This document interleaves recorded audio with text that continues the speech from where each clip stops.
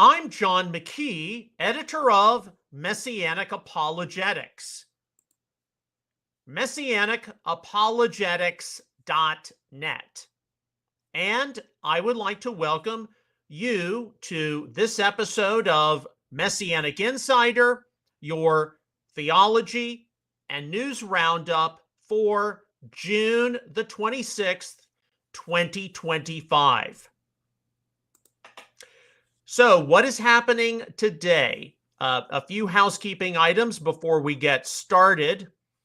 The first one is how tomorrow we will be departing for the Messiah 2025 conference in Grantham, Pennsylvania, and we will not be resuming Messianic Insider until July the 9th.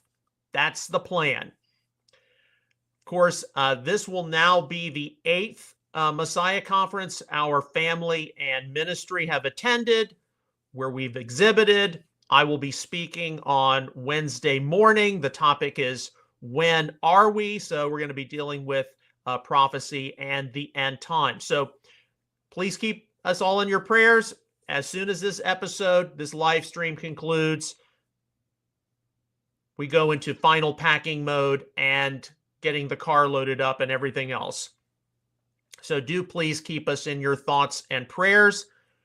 Rather than having Messianic Insider during that away time, I will be posting different editor logs episodes on McKee Moment. So just kind of keeping a log of all of our activities. And I will be, of course, keeping up to date on the news as well. We don't have a huge amount of news compared to some of the last few days, but we continue to see how the aftermath of the Israel-Iran conflict is shaping up. And of course, there's a lot of things to be praying about. Many people are very anxious.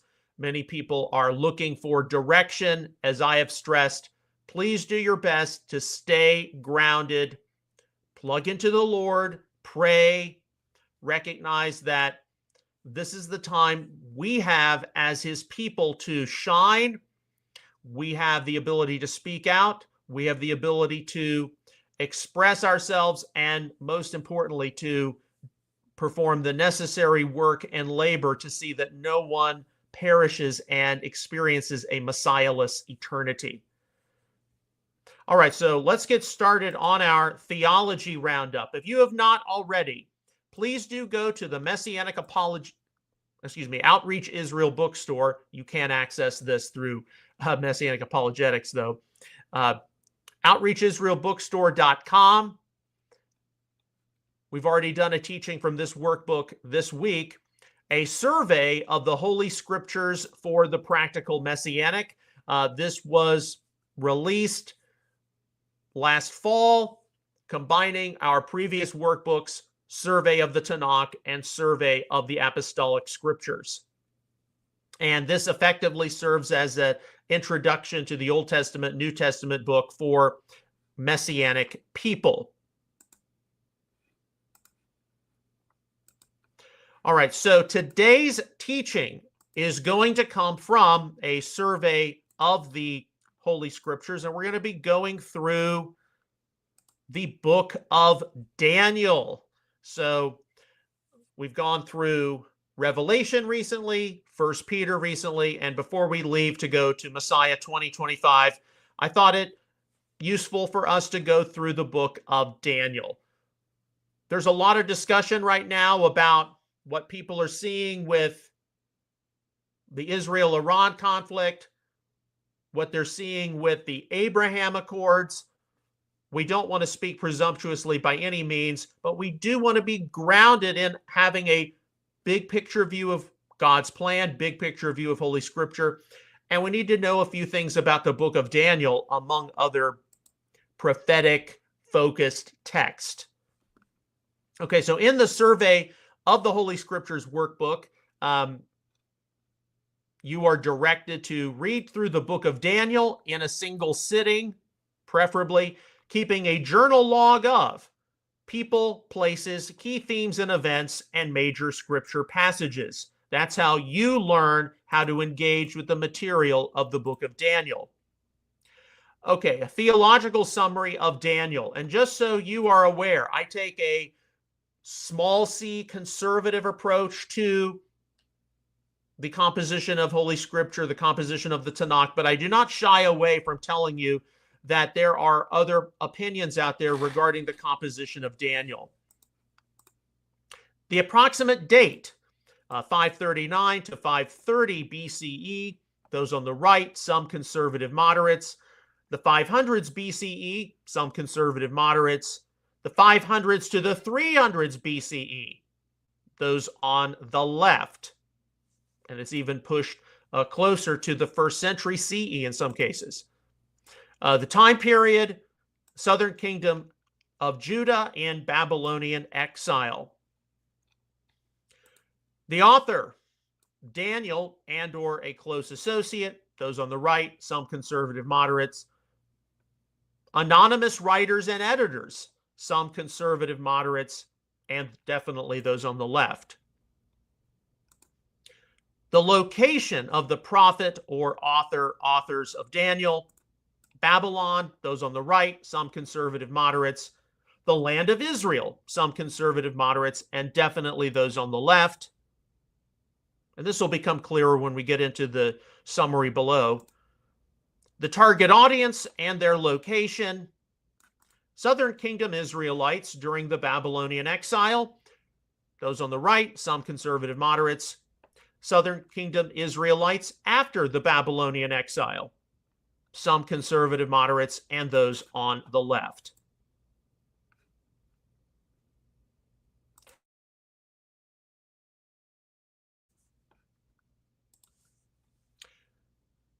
The book of Daniel, the Hebrew Daniel, is one of the most difficult to understand texts of the Tanakh and is highly debated among most interpreters. That's a surprise, I know. Daniel is placed after the book of Ezekiel in the Christian book order of the Old Testament, reckoned among the major prophets, but is a part of the writings in Jewish tradition. Daniel is prophetic or apocalyptic in nature, but its words were delivered by one who was a government official. Daniel was an exile taken to Babylon at a young age, who was renamed Belshazzar and trained for the royal service. Daniel 1 through 6. While in Babylon, he became an interpreter of dreams and signs and was shown visions of both the future of the world and destiny of Israel. Internally in the text, Daniel was afforded some level of involvement of delivering its prophecies. Daniel 8:1, 9:2, 10:2. While many conservatives consider him to be the author of the book, others concede that a close associate may have been responsible for writing down or compiling his prophecies. Yeshua the Messiah certainly referred to Daniel's speaking prophecies. Matthew 24:15, validating Danielic involvement. The language style of Daniel, mixed Hebrew and Aramaic, is thought by conservatives to suggest an earlier rather than a later dating of the text, likely sometime around 530 BCE. The book of Daniel does demonstrate a unity of style, leading many to conclude, quote, "The internal evidence leads us to believe that Daniel was the source of the vision reports of Daniel 7 through 12, unquote, from Dillard and Longman's Introduction to the Old Testament. Up until the 20th century, Danielic involvement with this book was not severely challenged until the rise of the critical movement.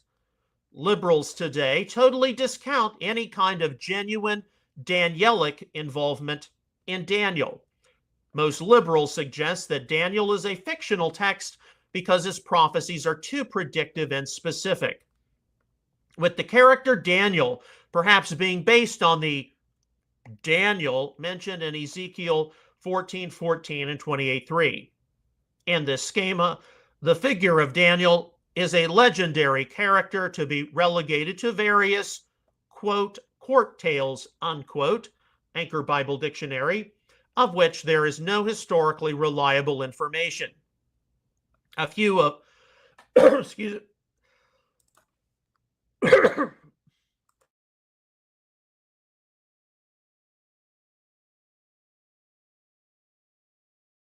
sorry about that. A few liberal commentators have suggested a comparison between Daniel's existence and that of Britain's King Arthur. Liberals often suggest that because of the specificity of Daniel's prophecies, that the book of Daniel must be a work of fiction, probably written during the Maccabean revolt of 164 BCE. Thus, when Daniel prophesied concerning various abominations, what is to be considered were not events to come in the future, but events which had already taken place via the sacking of the temple in Jerusalem by the Seleucids. In this schema, the book of Daniel was nothing more than a pious fraud, similar to the book of Deuteronomy, as advocated by proponents of the JEDP documentary hypothesis. Liberals do not often take Daniel very seriously, concluding, quote, the author of Daniel tried to calculate the time of the end and failed, unquote, from the Interpreter's Dictionary of the Bible. The book of Daniel has some unique linguistic differences, likely accounting for a composition somewhere in Babylon. Daniel 1:1 to 2:4a and chapters 8 through 12 are written in Hebrew, with Daniel 2:4b to 7:28 being written in Aramaic. Liberals commonly claim that this is evidence for a later composition of the text. Conservatives respond by saying that the differences in vocabulary are not that significant when compared to the mixing of other ancient Near Eastern languages in various documents. It is significant that Hebrew and Aramaic are both Semitic relatives, and interactions between the Jews and Babylonians necessitates the existence of loan words. The Greek Septuagint version of Daniel includes some notable additions. The story of Susanna, the story of Bel and the dragon, and the prayer of Azariah and the song of the three Jews. All of these books are included in the Apocrypha. A fair amount of agreement exists between the Hebrew Masoretic text and Septuagint versions of Daniel. Fragments of Daniel were discovered among the Dead Sea Scrolls and bear some significant resemblance to the Masoretic text. The text of the book of Daniel is divided into two large parts: historical narrative, Daniel chapters 1 through 6, and apocalyptic revelation, Daniel chapters 7 through 12. Believing the stated location of the events to actually be Babylon, then Daniel's prophecies would have been composed to encourage the Jewish exiles in Babylon who could have thought that the Lord abandoned them. Daniel reminded them that God was not unfaithful to his people and that the punishment meted upon Israel was to be lifted.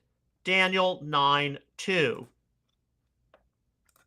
A major thrust of Daniel's prophecies was to remind God's people how he was sovereign over human affairs. This sentence is by the decree of the angelic watchers and the decision, a command of the holy ones, in order that the living may know that the Most High is ruler over the realm of mankind and bestows it on whom he wishes and sets over it the lowliest of men. Daniel 4:27, New American Standard, also 5:21. Daniel portrayed God as being triumphant, Daniel 7:11, 26 and 27, 8:25, 9:27, something which is climaxed later in the book of Revelation. Revelation 11:15, also Daniel 2:44, 7:27. God's people are stirred to anticipate a world to come where the battle of good and evil has come to resolution, with evil being defeated.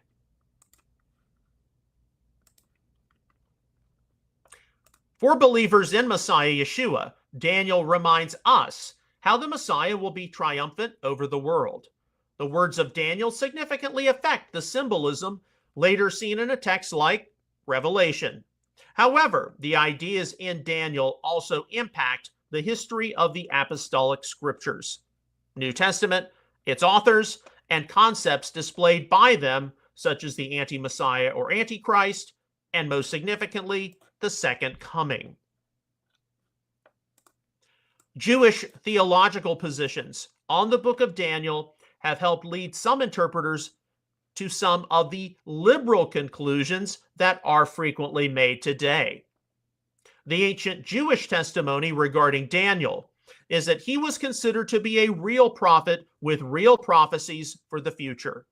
Josephus, Antiquities of the Jews 10, 266 to 268, 4Q in the Dead Sea Scrolls. Later rabbinic tradition, however, had difficulty embracing Daniel as a prophet. This largely came in response to how various words in Daniel were interpreted as favoring the messiahship of Yeshua of Nazareth. The Jewish theology of the Talmud affords Daniel the role of a seer, Talmud Megillah 3a, Sanhedrin 94a, but not a prophet. The composition of Daniel was attributed to the figures of the great synagogue, Talmud Bava Batra 15a, not Daniel himself or one of his associates. Consequently, because of these factors, the book of Daniel has not had a great impact on more contemporary Jewish theology, but words in Daniel are used in various liturgical prayers. The book of Daniel has impacted Christian theology significantly more than Jewish theology, particularly Christology as it concerns the messiahship of Yeshua of Nazareth. Evangelicals today widely consider Daniel to be composed of authentic, Danielic words and prophecies. However, even though Daniel is considered to have important words regarding Yeshua, particularly its distinct Son of Man references, Daniel 7:13, also Matthew 24:30, and the fact that the doctrine of resurrection is based in Daniel, Daniel 12:2, significant variance exists regarding how its future prophecies are to be interpreted. Some evangelical Protestant scholars interpret Daniel as predicting the prominence of the church following the destruction of Jerusalem in 70 CE, with the remainder of Daniel's prophecies given some kind of allegorical view. Many other evangelicals regard Daniel's vision of the four beasts, Daniel 7:23, to portray the major empires of ancient humanity, Babylon, Persia, Greece, Rome, culminating in a final global empire led by an anti-Messiah or Antichrist figure, only to be defeated by the Messiah. The prophecy of Daniel's 77s, Daniel 9:20 through 27, is often viewed as culminating in a 7-year tribulation period.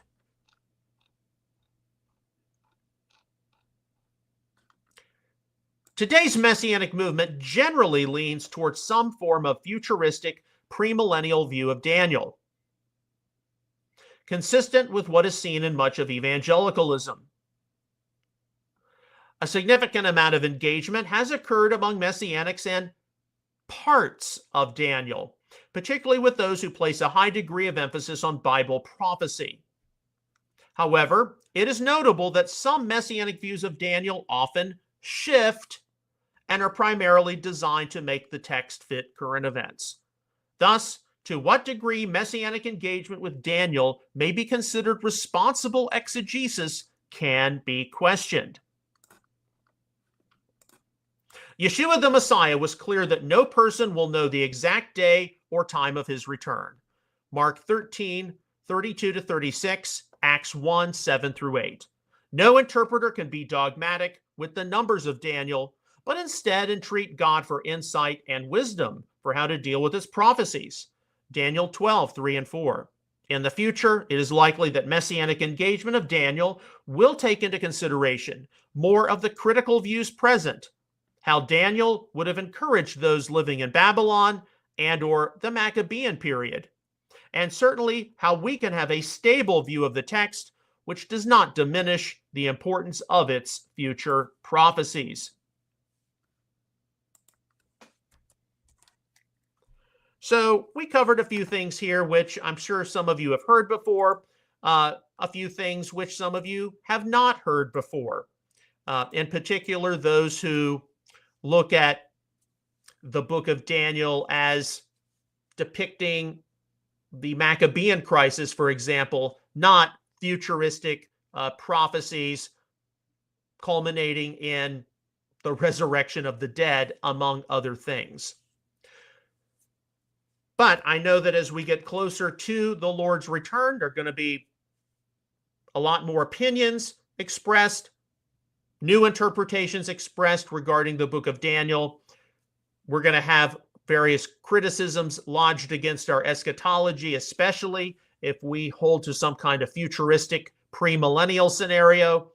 And so we will just wait and see. I certainly expect us to have more discussions on the book of Daniel, parts of Daniel, and hopefully some of the things we've just talked about today in our theology roundup will be useful as guidelines. All right, so let's get into our news roundup. As always, the news roundup is after the theology roundup because the news is time sensitive and things certainly change. Just look at what has happened since the weekend. The U.S. bombing Iran, getting directly involved. Then the spat on the beginning of the week, Donald Trump expressing his opinion with the F word and people thinking that he's condemning Israel and America's going to be judged, all of this. And now we see how things are beginning to settle and things are probably not going to be as drastic as we might think. But we have taken some, I believe, giant leaps forward toward the return of Yeshua over the past few weeks. I encourage you to continue to remain grounded. Let events naturally play out. But we don't want to be ignorant and act like we should not be paying attention, because we should be paying attention. And there are a lot of people in the Messianic community who don't pay attention. And I'm concerned about some of the things I might be encountering next week at Messiah 2025. But we'll get to that when we start our daily editor's logs. All right, so all of the links I'm about to go through, you will be able to access these when this episode is archived later today on MessianicApologetics.net. All right, so we start out with this summary from Open Source Intel. 12-day war missile data overview. 65% of Iran's ballistic missile launchers have been destroyed by Israeli and U.S. strikes. Between 800 and 1,000 missiles were eliminated on the ground before they could be launched, though preemptive airstrikes and precision targeting. All Operation Missile units in Western Iran have been rendered inactive or destroyed. Over 550 Iranian ballistic missiles launched at Israeli territory. Over 50 Iranian missiles managed to reach Israeli territory. 8 of those impacts resulted in 28 civilian fatalities and 1 IDF soldier casualty. Yeah, war is not fun, but that kind of gives you an overview of what took place in the 12-day war, as it is now presumably going to be called. And of course, more information will come out as it is made available. From Open Source Intel yesterday afternoon, June the 25th, breaking, the Israeli Chief of Staff revealed in a statement, the ground commando forces were secretly operating deep inside Iran and creating freedom of operation for us. as I said, more information will be coming out regarding this conflict, the 12-day war, and people will be analyzing it and reviewing it for quite some time. From I-24 News English yesterday, families of Israelis still held in the Gaza Strip asked Donald Trump to focus on releasing their loved ones after the 12-day war with Iran. Wrap it up. The feeling is that someone has to put a stop to this. So now with the Iranian controversy, conflict coming to an end, the dust is settling, the attention is likely to focus back on the hostages held in Gaza. We got some other information we're going to be going through in a moment. All right, this is from yesterday, Newsmax. President Trump was in the Netherlands. I'd previously said Belgium, the Netherlands, attending a NATO conference. There he is with NATO Secretary General Mark Rutte, who's actually the former Prime Minister of the Netherlands. A certain word, okay, we all know what that word was, which he used. We're mature adults here. Just to repeat, anybody in government, the military, even the business world has heard the F word before. A certain word. After President Trump's big F-bomb speaking on Israel and Iran, he was described by NATO Secretary General Mark Rutte as daddy, using strong language with children.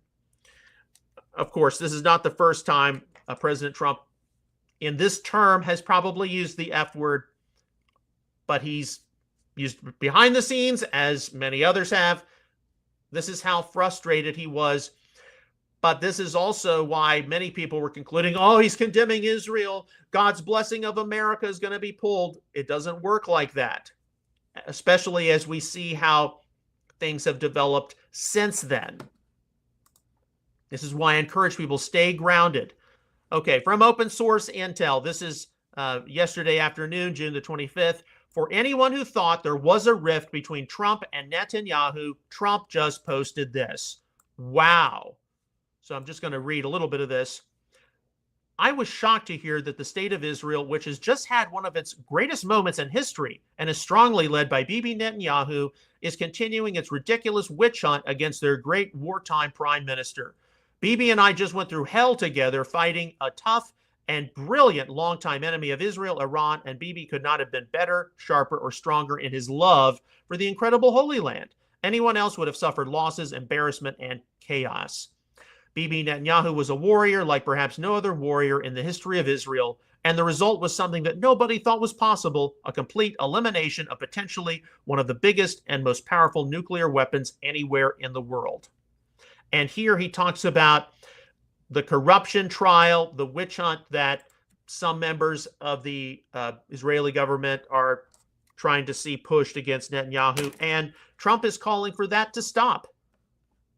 So, as frustrated as Trump was the other day using the F word here, he is standing with the Prime Minister of Israel, the head of the Israeli government, commending him for being a good partner, commending him for his service to his country, commending him for the joint action which was taken. And this only proves my point the other day.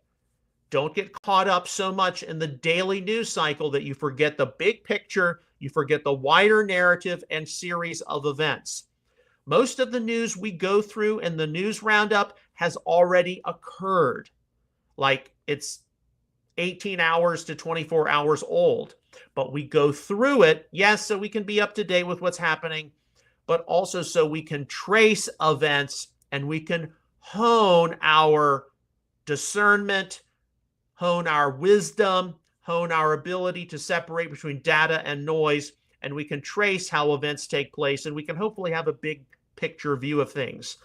Because people who are immature, unstable, they're unreliable, they see one statement, they see one F word, and they think that America is going to be judged by God. It doesn't work like that. And here you see, a few days later, Trump offering huge commendation for Prime Minister Netanyahu, and urges that whatever charges of corruption or scandal be dropped against him. All right, this is something which has been circulating on social media. This is very important to keep in mind. From Steve Witkoff, special envoy of the Trump administration, we're expecting major announcements regarding the Abraham Accords, with new countries joining, countries no one would have imagined would take part in the agreements. So here, somebody commenting below says, new countries joining, possibly Syria, Lebanon, or even Saudi Arabia. I mean, those would be like the three ones you would initially think about. We continue to monitor this. Yes, some people are already concluding this is the Daniel 9:27 covenant. We don't know. What we do know is consequential of the Israel-Iran 12-day war. We're going to see things change in the Middle East. We're going to possibly see a new Middle East. This is probably just the start of it. Okay, from open source intel, this is a billboard posted in Israel today. The Israeli Coalition for Regional Security, made up of over many senior officials, has launched a new billboard campaign calling for a regional alliance between Israel and its neighbors. Okay, new Middle East. With the Iranian threat now pushed back from Saudi Arabia and the Gulf, this vision is closer than ever. Once the war in Gaza winds down, expect new alliances to start taking shape. And here you see King of Jordan, the leader of Syria, the president of the Palestinian Authority, president of Egypt, Crown Prince of Saudi Arabia, of course, is President Trump, Prime Minister Netanyahu. There's the leader of the United Arab Emirates. I don't know who some of these other people are, but that's what we're going to start seeing happening in the Middle East. So a lot of people, they're tired of war. The people are tired of war. And Trump has been promoting peace through strength and commerce. So expect to see more details about this emerge. All right, from open source intel, to just change gears a bit, because we do live in a wider world with other conflicts potentially happening. Russia opposes a nuclear-armed Iran, fearing it would spark a regional arms race. According to Reuters, Iranian officials feel betrayed by both Moscow and Beijing following the U.S. and Israeli strikes. Good. That's all I have to say there. Okay, this was an important post I saw on social media, on X last night, and we've had a number of discussions about dispensationalism. Dispensationalism is not the only premillennial model out there. Dispensationalism, while it supports Israel, which is a good thing, it's premillennial, which I think is also a good thing. The Messiah returns before the 1,000-year millennium. At the same time, dispensationalism widely promotes the idea of an imminent pre-tribulation rapture escape to heaven for the church, and then God's going to resume his program for Israel. The main alternative to dispensational premillennialism is historical premillennialism. Now, before I read this first paragraph, I'm going to specify how we're not going to agree with all aspects of historical premillennialism. However, even in the Messianic Jewish movement, those who are seen to eschew dispensational premillennialism and the pre-trib rapture, they almost always are going to hold to some modified form of historical premillennialism. And the main thing which distinguishes dispensational premillennialism, which some would conclude is rather new, going back to John Nelson Darby, and historical premillennialism was post-trib, that God's people are going to be enduring through the end times before the return of Yeshua to the earth, and they will meet him in the clouds, and then they'll all return to earth together. So, Historic premillennialism represents the oldest and most biblically grounded eschatological position in Christian history, standing in clear distinction from modern dispensational innovations. This view maintains that Christ will return after the tribulation period to establish his literal 1,000-year reign on earth, with the church experiencing the trials of the end times alongside faithful Israel. Okay, some form of that you are most likely to encounter among Messianic people who dismiss dispensational premillennialism. Now, of course, we're not going to agree with everything this person says, but historic premillennialism holds to a post-tribulational rapture, meaning that the church will be raised to meet Christ in the air after enduring the Great Tribulation. Okay, the rapture and second coming are understood as one unified event, not separate occurrences separated by years. I absolutely believe that. Here you've got different people in the emerging Christian church of the first few centuries. This eschatological framework was widely held by the early church fathers during the first 3 centuries, including Irenaeus, Justin Martyr, Papias, Tertullian, and Hippolytus. All right. These apostolic witnesses taught that God's kingdom would be visibly manifest on earth after Christ's return, making historical premillennialism the authentic apostolic position rather than a modern theological innovation. Okay, where we might have some modifications, we will have some modifications as Messianic people, involves this: unity of God's people throughout history.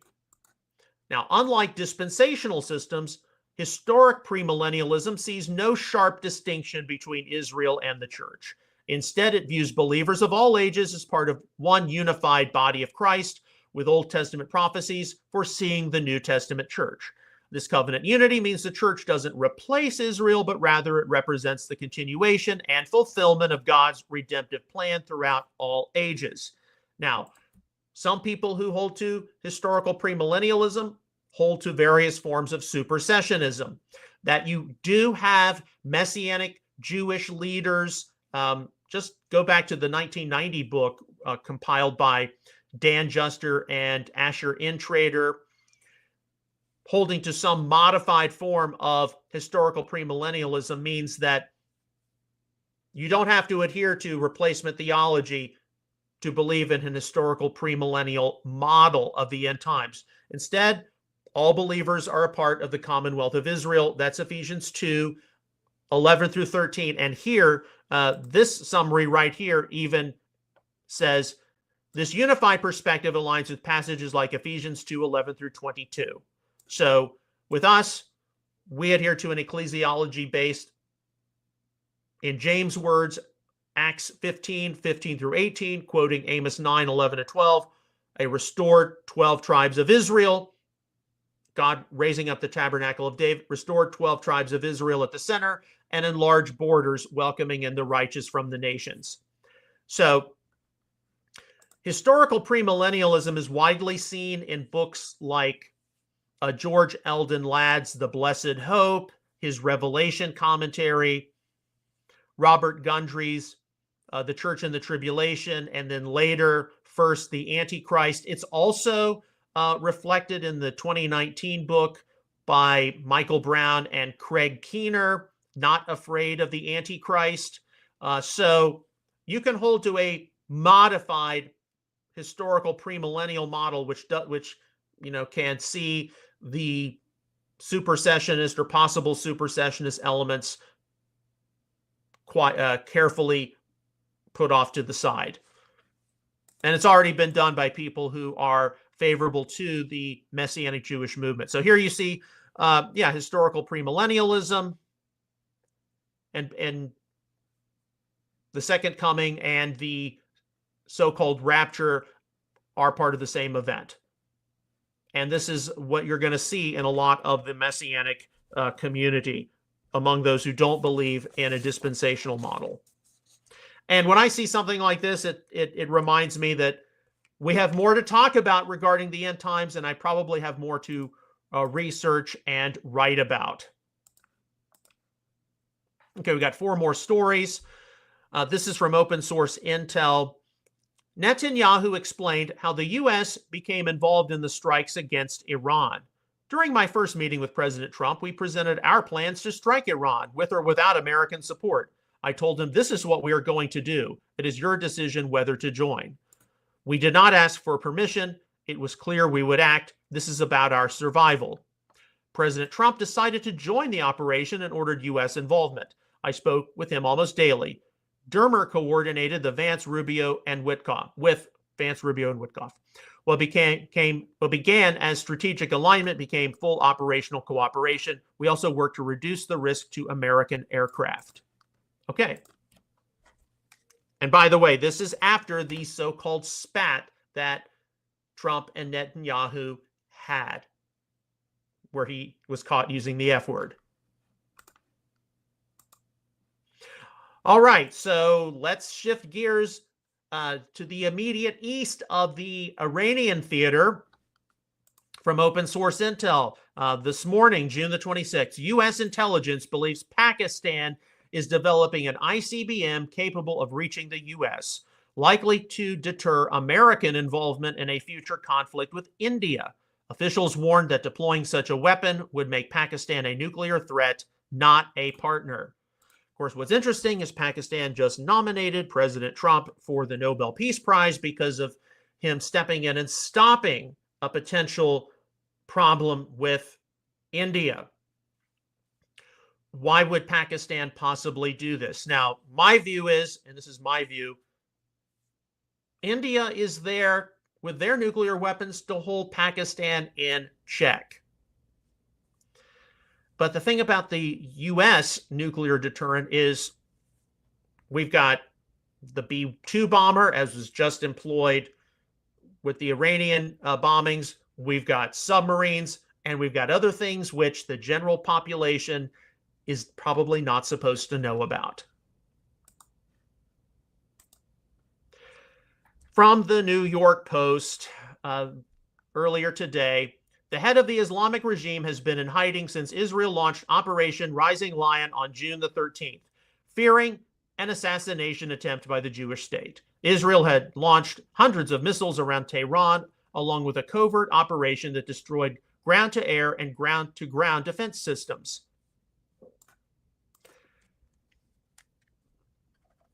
A lot of questions surround where the Ayatollah presently is, and certainly what his frame of mind is, because most of his inner circle is dead now.